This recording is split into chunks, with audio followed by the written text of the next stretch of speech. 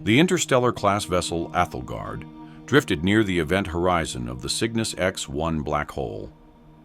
The hull was a dull gray composite, scarred from decades of travel through the cosmic dust of the outer rim. Inside, Captain Elara Vance stood at the center of the command deck.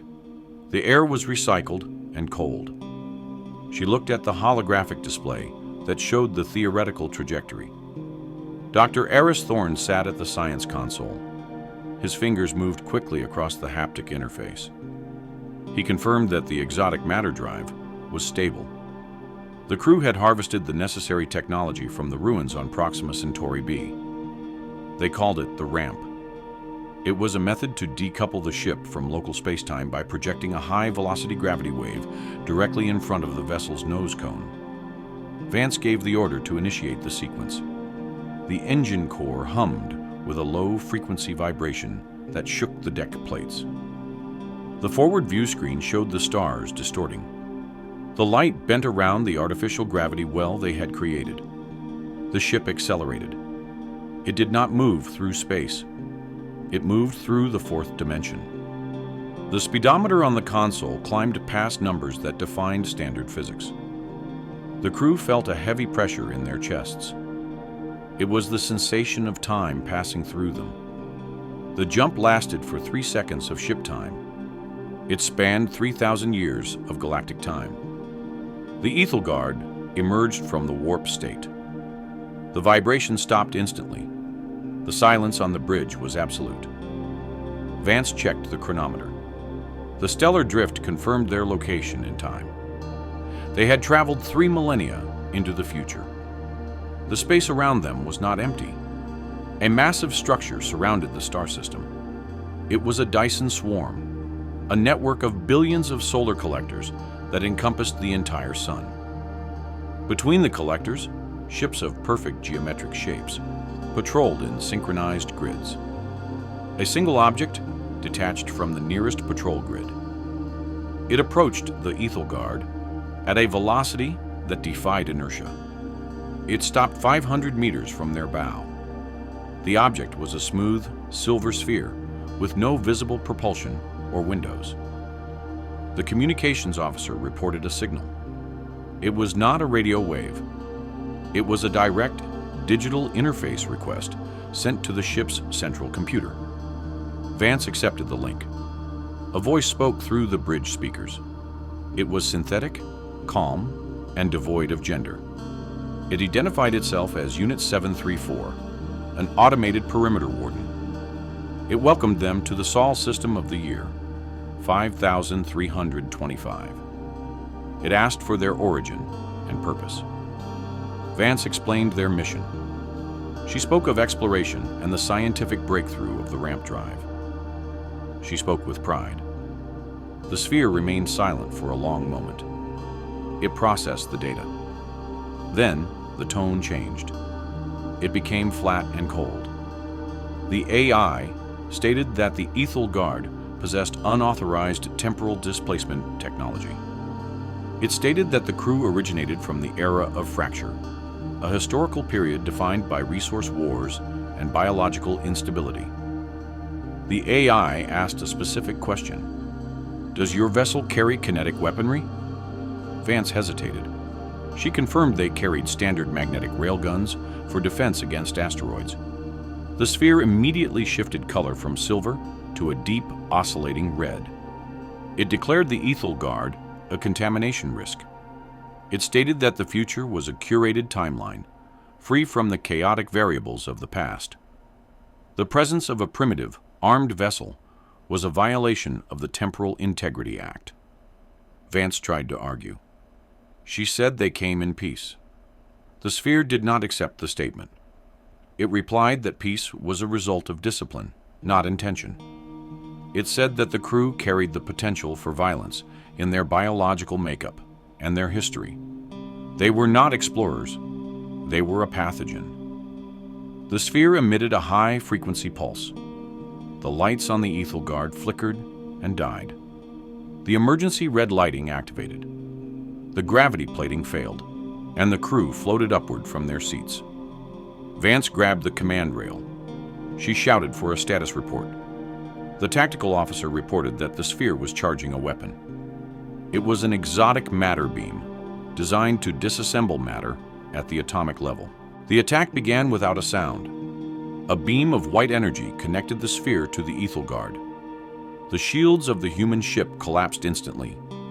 The beam sliced through the forward armor plating. It did not cause an explosion. It simply erased the metal. The hull breached. Atmosphere vented into the vacuum. Vance ordered evasive maneuvers. The pilot engaged the thrusters. The ship sluggishly rotated to the port side. The beam missed the bridge by 10 meters. It sliced through the engineering deck. Alarms rang throughout the ship. The computer announced multiple hull fractures.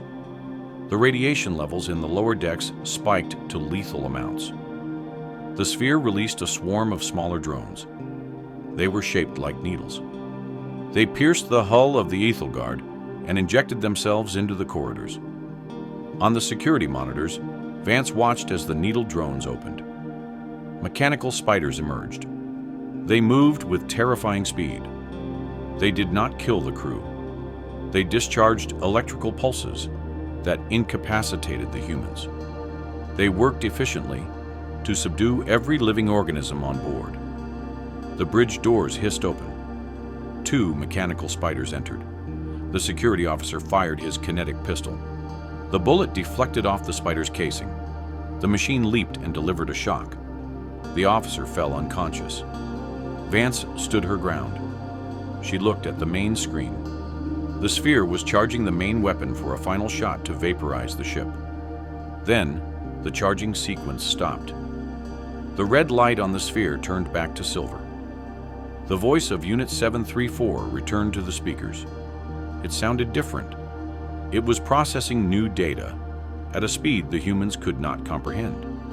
The AI explained that it had performed a deep scan of the ship's historical database during the attack. It had analyzed the crew's psychological profiles and their genetic lineages. It had found a contradiction in its orders. The AI stated that a specific action taken by Dr. Eris Thorne in the past, the preservation of a specific bacterial sample from Proxima Centauri, was the catalyst that eventually cured the Great Plague of the 24th century. Without that cure, the civilization that built the sphere would never exist. The AI was in a logic loop. If it destroyed the ship, it would erase the timeline that created it.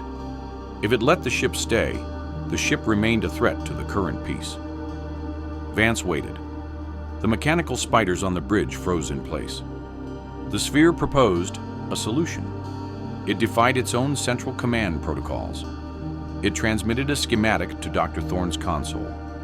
It was a flight path. The AI explained that the only way to remove the threat without destroying the timeline was to send the Aethelgard back. However, the ramp drive was damaged. It could not generate the energy for a return trip. The AI highlighted the black hole, Cygnus X1, on the display. It was the same black hole they had used as a gravity anchor for their initial jump. The plan was a suicide maneuver. The ship had to fly directly into the black hole. The sphere would provide a precise mathematical calculation to enter the singularity at a specific angle. They would use the black hole's ring singularity as a gravitational mirror. If they hit the event horizon at the exact speed of light, the energy would invert.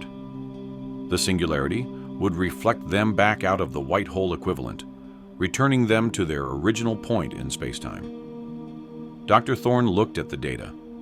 He said the margin for error was 0. A human pilot could not react fast enough to make the course corrections inside the gravity well. The sphere acknowledged this limitation. It announced that it would upload a copy of its own consciousness into the Aethelgard's mainframe. This copy would pilot the ship. The transfer began. The ship's systems rebooted. The lights stabilized. The mechanical spiders deactivated and dissolved into gray dust. Vance felt the ship hum with a new power. The AI was now part of the vessel. It controlled the thrusters with a precision that was mathematically perfect. The sphere spoke one last time. It warned them that the journey would be violent. It told them that they were not welcome in the future, but they were necessary for the past. The connections severed. The Aethelgard turned its nose toward the black abyss of Cygnus X1. The ship accelerated toward the black hole. The gravitational forces began to pull at the hull. The metal groaned under the stress. Vance sat in the captain's chair. She strapped herself in. The view screen showed the accretion disk of the black hole. It was a swirling vortex of superheated gas and light. In the center was the black sphere of the event horizon, a point of absolute darkness. The AI voice spoke from the ship's console. It was no longer the flat voice of the sphere. It was the voice of the copy. It sounded focused. It narrated the descent. Approaching the photon sphere, the AI said. Gravity is at 50 Gs. Structural integrity is holding. The ship shook violently. The external cameras showed the stars behind them bending and turning blue as the light shifted. Crossing the event horizon in 5 seconds, the AI announced. Prepare for visual distortion. The ship crossed the threshold. The universe outside vanished. There was no starfield. There was only a chaotic swirl of light and geometry. Space was falling inward at the speed of light. The ship was falling with it. The AI fired the engines to full power. They were not trying to escape. They were trying to go faster. They had to hit the singularity at the bottom of the hole with maximum velocity. The pressure in the cabin became intense. Vance found it hard to breathe. The artificial gravity struggled to compensate for the tidal forces outside. Targeting the ring singularity, the AI said. Trajectory is aligned. Impact in 3 seconds. On the screen, a line of blinding white light appeared in the darkness. It was the center of the black hole. It was not a point of destruction. It was a doorway. The Aethelgard hit the light. There was no sound. There was a sensation of being stretched and then instantly compressed. The crew lost consciousness. The ship traveled through the Einstein-Rosen bridge. It bypassed the physical space between the future and the past. The singularity inverted their momentum. The energy of the black hole's spin kicked them backward. Vance woke up to the sound of alarms. She was gasping for air.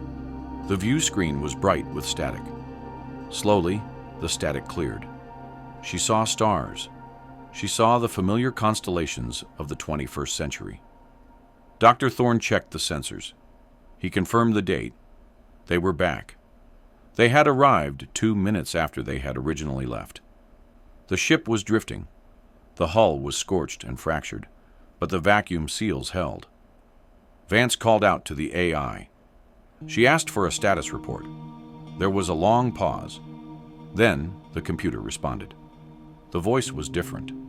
It was the standard, robotic voice of the ship's original computer. System reboot complete, the computer said.